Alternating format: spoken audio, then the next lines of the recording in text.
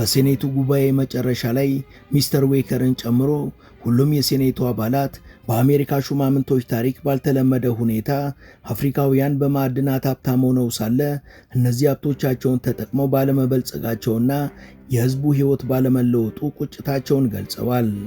በነገራችን ላይ በርካታ ሚዲያዎች ዛሬም ድረስ ትራምፕና ትራኦሬ መሃል ቁርሾ እንዳለ ቢዘግቡም አንዲት የጀነራሉን ቁንጽል አረፍተ ነገር መዘውም የትራምፕና የአሜሪካ መንግስት አቋም አድርገው ቢያቀርቡም እውነታው ግን ከዛ ተቃራኒ ነው።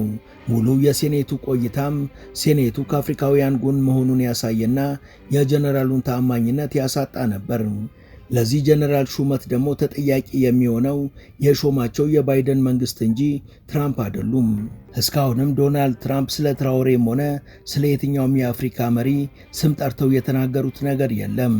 የገንዘብም ሆነ የተለያዩ እርዳታዎችን ያቆሙትም ለአፍሪካውያን ብቻ ሳይሆን በመላው ዓለምም ላሉ ሀገራት ነው። WHO እና ፋርማሲውቲካል ኢንዱስትሪው የሚያመርቷቸው ከጥቅማቸው ይልቅ መርዛማነታቸው የሚያየለውን መድኃኒቶችም ወደ ሀገራቱ እንዳይላኩና ሀገራቱ እነዚህን መድኃኒቶች እንዳይረዱ ማድረጋቸውም የሚያስመሰግናቸው ነው እንጂ የሚያስወቅሳቸው አይደለም።